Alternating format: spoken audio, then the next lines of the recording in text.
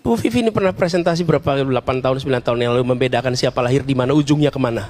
Ya, itu kita menyaksikan bila itu tidak dibereskan, it's an issue.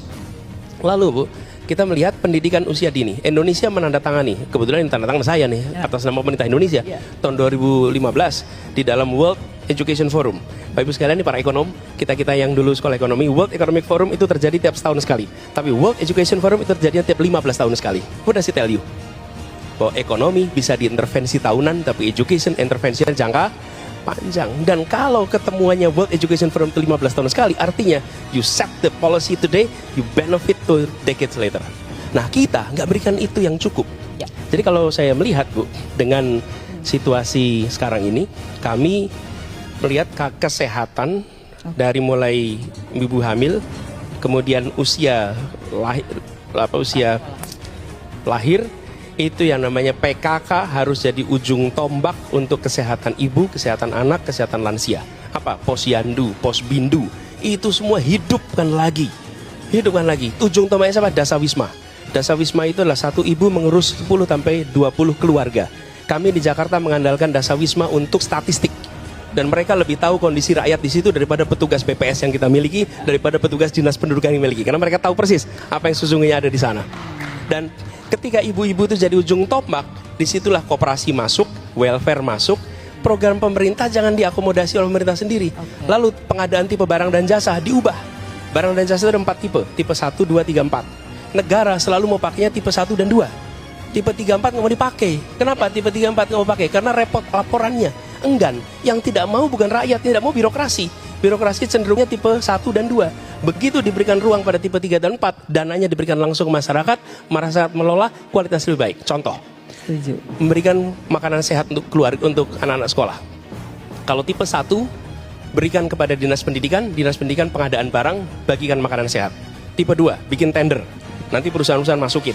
Tipe 3, uangnya diserahkan pada persatuan orang tua murid. Tipe 3, begitu diserahkan orang tua murid yang masak, apa yang terjadi? Tidak ada orang tua murid yang mengkorup ongkos makan untuk anaknya. Yang terjadi ditambahin makanannya, dibuat lebih sehat. Jadi strateginya itu, satu, fokusnya dari awal. Yang kedua, community activism, movement itu dihidupkan. Yang ketiga, lakukan penyesuaian soal pengadaan barang dan jasa. Dengan begitu maka komprehensif. Lalu buat ukurannya untuk tiap daerah. Tiap daerah beda-beda, nggak boleh kita simetrik. Semua daerah sama, tidak. Jakarta beda, Bogor beda, Banten beda, beda-beda. Dengan begitu, semua mengejar bar yang terjangkau.